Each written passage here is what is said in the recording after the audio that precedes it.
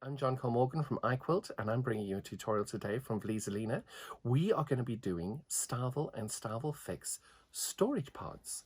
But not only are we going to do these gorgeous little storage pods, we're going to do them as Halloween sweet containers. It's Halloween, so we have to have our pumpkins. We're going to be doing a really sweet little block like that. You only need to do one. You don't have to do any. You can do whatever you like on it. We could do 4 of them on different sides, but these are going to be the most simple, easy project you've created. These storage pods are my absolute go-to, but this time we're going to be converting them into Halloween sweetie containers. The great thing about that is we can then have them as being reusable and sustainable, and you'll be able to use them year on year on year. Of course, I love sweets, so I've got my storage pod ready to go to be able to turn into a lovely sweetie container for Halloween. Look forward to showing you all of this. So let's get started making our gorgeous block. So what you're going to need is 6 different colors, 5.5 inches by 1.5 inches. You're then going to sew those into a strip set of 6. You're going to take 4 1.5 inch squares, and we're now going to sew down the line here to corner off the block to snowball it like that. Then we're going to need 2 1.5 inch squares for our leaf. We're going to put that on top of our leaf. We're going to sew from corner to corner, corner to corner in the same direction, and we're going to need a 1.5 inch stem square and a 3.5 by 1.5 inch piece for the top. Now all of that is in the pattern. Don't worry, it's all available for you. So you can see now that we've sewn those down, we've pressed them, and I just like to square everything up at this point. Now you may not be exactly correct. Please don't worry, this is very loosey-goosey. It depends on your seam allowance, how you've done everything, but ideally what you're looking for is from there to there to be 6.5 and from there to there to be 5.5 inches. What we're going to do next is we're going to make our little leaf, which is this section over here. And that's really simple. We're taking our stem and we're taking 2 1.5 inch squares and we're laying them on top of each other. And then we're going to sew from there to there on both sides. And you're just sewing from corner to corner on your 1.5 inch squares. But what you do need to make sure you're doing is that you're sewing in the same direction. You can see what we've done there. We've sewn along that line, we've sewn along that line. So this little bit of excess, I'm just going to trim off. I usually use a rotary cutter, but when pieces are this small, I do find a scissor is a lot easier. And then we just press that open. So we've now pressed those down, and what's important is I always try and make sure that I square the block up at this point. You should be 6.5 inches that way by 5.5 inches that way. If you're not completely square, don't worry about it too much. It's all good. Next, we're going to create our little leaf. So this is what our leaf looks like at the end. You're going to take your 3 inch by 1.5 inch piece of leaf over there. You're going to put a 1.5 inch square on this side and on this side, and you're going to sew in the same direction over here. Now, if you sew in this direction, your leaf's going to come out that way. And if you sew in that direction, your leaf's going to come out that way. Either is completely and utterly okay. All you need to do then is once you've done that, you're going to attach your stem, and you're going to attach your little bit of background piece. All the measurements are in the pattern already, so what we're going to do now is just stitch this together. We're going to give that a very quick press. Once we've done the very good big press over there, you should line that all up and check that it's correct. You may end up with seam differences and stuff, and you may need to trim this end bit off, but I always line up the side of the leaf on the edge of the pumpkin over here, and we stitch down this side as we go on. And you're just going to trim off that excess piece over here, and we have our pumpkin. Next bit is really simple. You're going to press everything down. You've got your border pieces over here, which is your 6.5 by 1.5 pieces there, and then we've got our 8.5 inches by 1.5 pieces over there to make your finished block. So now you've made your block, what you're going to do is you're going to cut out your StyleVil-Fix. This is the one with the adhesive on the one side.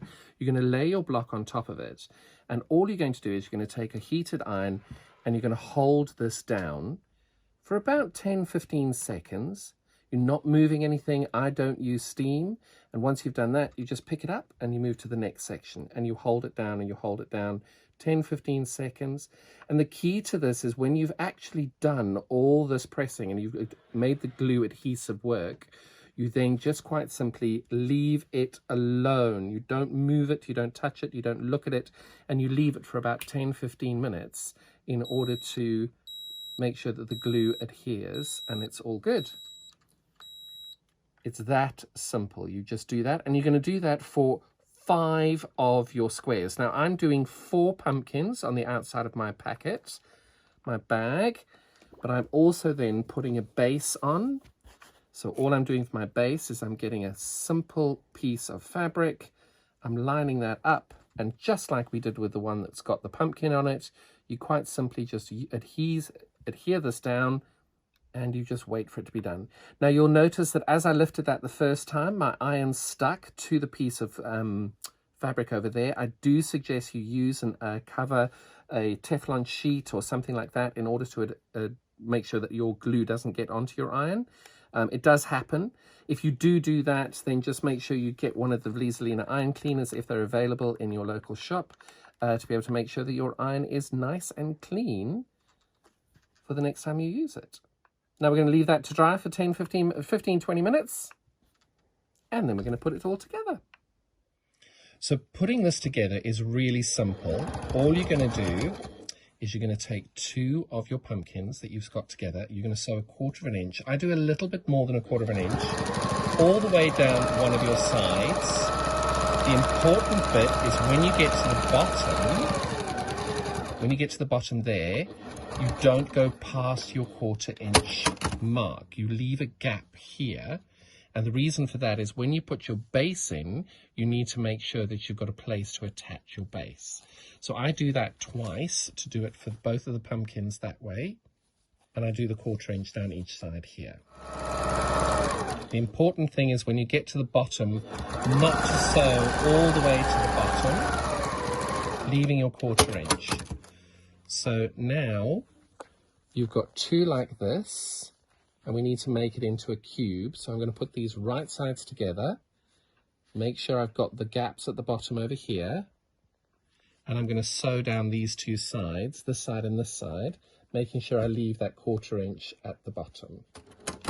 As you can see, I've left the 1/4 inch there, and we've got 1 seam left to go, and we're going to do exactly the same .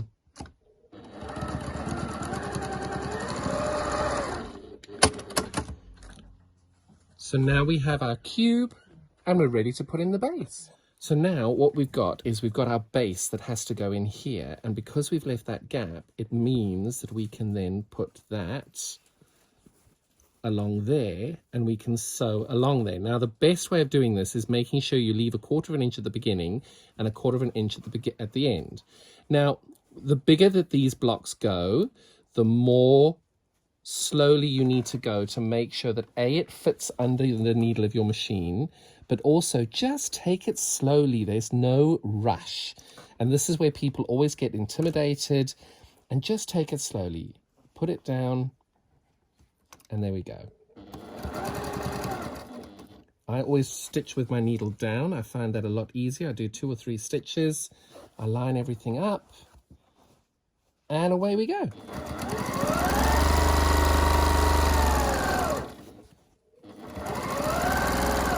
And again, as you come to the end, you're going to leave 1/4 inch gap, and we're done.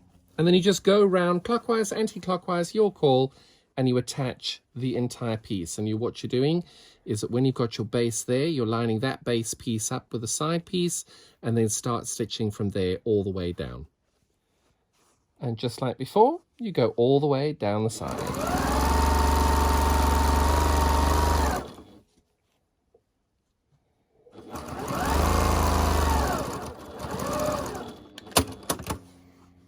And you repeat that for the other 2 sides. So now that we've sewn everything down, you're going to trim off the excess that you've got on the edges here. Don't do too much because you don't want to break your seam. But I just trim out the excess there. Not a huge amount out.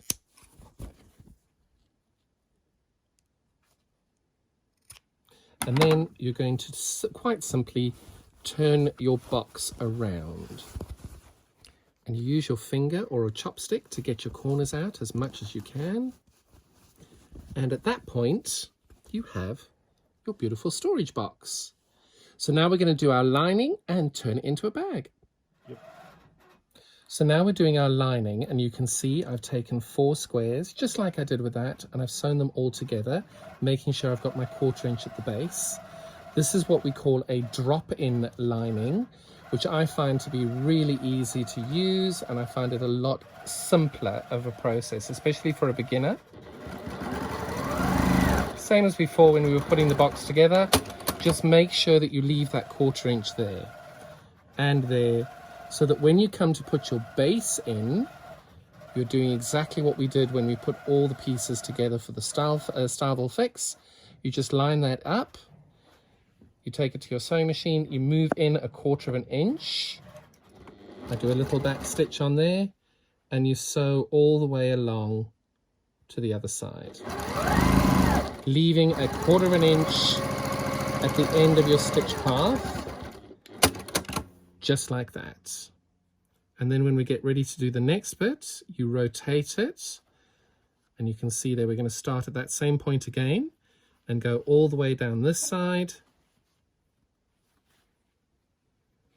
And you can see by rotating everything like that, all your fabric is perfectly on top of one another. You start in that same point with that 1/4 inch. I do go back and forth at the beginning there because it's a pressure point. And you just sew all the way along until you get to the end. And just like before, you're leaving 1/4 inch. As you can see, I've just unpicked a couple of stitches there to make sure that I've got my 1/4 inch over here. And then again, you just line those up so that they meet, and you're going to start stitching from there all the way down. It is very easy to overrun that edge. Don't worry about it. You just unpick and just go back a couple of stitches.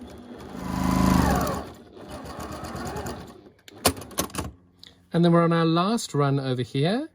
And when we do that, you don't need to worry about stopping for 1/4 inch. You can just go on off all sides, and that will be you done. Okay, we have our box, we have our lining. As I said, this is called a drop-in lining, and as the name suggests, you just literally drop it in. So what you're doing here is you're opening the seam of your drop-in lining, and you're opening the seam of your StyleVil-Fix box. And I always start by doing these bits first, this where the seams are, because it makes sense. That's where everything goes to start with.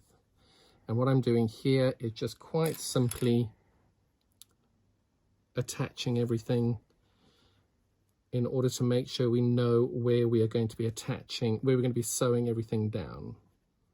What I'm doing here is you've got the wrong side of your lining against the wrong side of your StyleVil-Fix. So the right side of your project and the right side of your lining are on the outside of the project. You don't have to press your seams open in this point. I just find it a nice way of lining everything up perfectly. And when I've done that, what I do is I hold that taut, and I then either put 1 or 2 wonder clips in between. You'll see over here I'm going to do 2 just for good measure. And over here I pull that taut. I try and get the one in the middle first, and then I do 1 on either side. I don't advise you use pins in this situation, simply because if you do use the pins, you can distort the project, and it is a lot easier using these. If you haven't got wonder clips, a good old peg will work. Personally, I don't think it's got as good of an effect as this, so I use the wonder clips, but if you have to, use a peg. So there we go. We have now put our drop-in lining ready to go. So the storage pod traditionally is like that. So when you've got to this point, you've got your drop-in lining ready to go. That is now what you can do as a perfect storage pod. This is one which I've done without the binding, and you can see I've just literally tacked on the edge of it there all the way around to do it. So what I'm going to do is I'm going to finish this one off as a storage pod to be able to show you the difference. If you wanted to do a bag, we will show you that as a separate one. We're going to do two of these. One is a storage pod and one is a bag. But essentially what you will do is you'll put the right side of your outside of your bag and the right side of this project together, and you'll line that up on the outside here, and you would still stitch all the way around. It'll look a bit messy on the inside, but no one's going to look inside your bag of sweets. And if they are, they're after your candy. Now, you can tell it has taken a little bit of finagling to get this lined up. It is quite difficult to get this on. I'm using an industrial machine or semi-industrial machine. Your home sewing machine, you may be able to take bits off to be able to make it a little bit more accessible. But please don't worry, it is totally normal for it to be a little bit cumbersome to get all of this bulk of your project in here. And what you'll find is as I'm going along, I do this incredibly slowly, just to make sure that my seams line up where they do, that everything's going through the feed dogs as best it can, and I'm just taking it nice and slowly. I'm trying to do this at less than 1/4 of an inch, but obviously you do the best that you can. All we'll do is if you have gone a bit bigger than 1/4 of an inch, we'll just adjust your lining, your binding at the top to perhaps be a little bit thicker to hide that stitch line. Now, as you go along, you may end up with a little bit of a ripple of your fabric here. So what I try and do is I try and ease that in as we're stitching along, because you may end up with a bit of a ripple, but I think it's a forgiving process. You can just go through, and if you end up with a ripple, basically you end up with a ripple. I don't think it's too much of a train smash. But if you want to put more of your wonder clips down to avoid that, by all means do. But I think it's just a case of be kind to yourself and enjoy the process. It's a relatively quick process, but just take your time. There's no rush on it. And as long as you're catching everything together, that's all that we need. And you can see as we go along, it gets a little easier. The less wonder clips that you have on it, and the more you've stitched, it does get easier. So over here, you'll see you have got a tiny little pleat, and all I do is I force the pleat over at the end. And if that's all I have to worry about, so be it. At this point, I'm going to look at each point, and you can see over here there are places where I haven't quite caught the StyleVil-Fix. So I'm going to go around and note them as I go. I put a wonder clip back on it to make sure that where I have missed off, I go back and capture it again. It's a good practice to make sure that you've caught everything. And you can see there's another little one here that I haven't quite caught. So I think it's important just to go through and check. It's not going to cause any problems with your project if you haven't quite caught everything, but just for good measures, make sure you just go around and check that the project has been stitched all the way around. You can do 2 seams all the way around if you choose. I'm only doing that because the gap between them is reasonably close.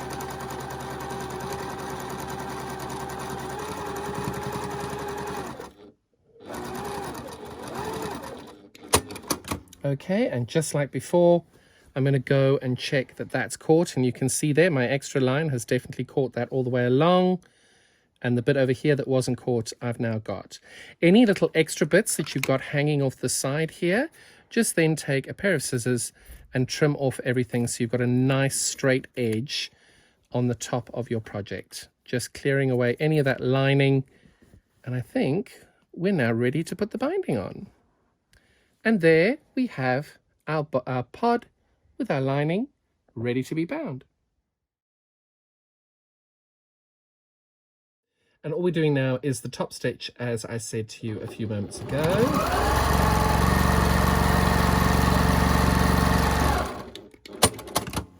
And because I want to have a reasonably large channel, I'm just folding that about 1/2 inch, 3/4 of an inch all the way down. Now, obviously, you are going to be a much more precise sewer than I am, so I'm eyeballing it. You can do it however you want to do. You just basically want to create a channel that's big enough to put some rope or ribbon or plaited, anything down here. And the great thing is because this is just going to be a fun piece, no one is going to mind if it's a little bit wonky. So that's going to be our outer side. So this is what I'm going to call the right side. Where your seam's on the inside, this is going to be the wrong side. So when you come to put this together, we've obviously got the wrong side of our lining to the wrong side of our StyleVil. We pin that on, but we put this right side to right side all the way along. So when we get here, what you're going to do now is you're going to sew this together. You're going to get that all lined up, but you're also going to sew this together. Now, you can't sew through that section. So when you sew these pieces together, you're going to start just below where the drawstring is. And that will make sense to you now. So you can see there, if I stitch over there, you won't be able to get your rope through. So all I'm going to do here is I'm going to do a lot of back and forth because a lot of pressure will be on that seam. And you can see now what I've done is I've sewn that together so that will go around our pod like that. And making sure you put the right side here to the right side of the pod. You just take this down and line it up to the edge of your pod. Now, if you want to be clever or help yourself along the way, line this seam up with the seam there. It just makes your life that little bit easier. And just like before, we're going to peg that all the way around. So you can see I've now attached this, I've attached the lining, and I've got my wonder clips in the middle of the way. And just like we did before, we take this nice and slowly. Now, one thing just to bear in mind is you're going to try and sew past the seam line when you get it on. So it may be 1/4 of an inch, it might be slightly larger. We're just going to keep it in mind and keep going. So as you can see, we've got that all lined up here. And like with most of you, you're going to have a little bit of a juggling act to get this right, but you just take it nice and slowly. And as we get closer to the wonder clips, we just hold them in place and stitch along. Rotating our piece as we go. You'll find as you stitch more, it does get a little easier to go. And as you can see over here where we've stitched, I've made sure that my line is below the stitch line that I've got over there, which means we should have a nice, neat finish. And those lumpy bits where you've got big bits, just take it nice and slow and gently feed it through your machine. Okay, so we've now stitched all of those pieces together. I'm going to go around and check that I've gotten, I can see over here I'm a little bit close, so I'm going to now just stitch that a little bit wider. All I'm trying to do is keep this within my seam. And you can see I've done that pretty much all the way around. Now it's so simple. All you do is one bag. And now all we need to do is thread it with some wool or some thread or some ribbon. And you've got yourself a lovely little sealable pouch.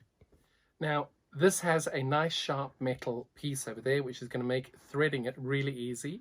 If you want to thread your pot with a tape measure, by all means, I'm just doing it for demonstration to show you how simple this will be to be able to get your rope in and what it'll look like when it's finished. Necessity is the mother of all invention.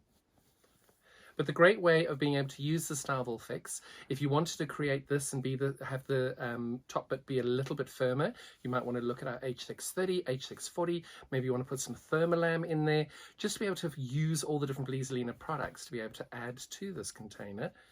But I think you can agree, when I get my little tape measure out, when we get that in, and we give it a good old tug, you've got a really sweet little storage pod ready to go for Halloween. And if you don't want to do that and you just want to have the pot, you've got those available. Or wonderful Halloween earrings.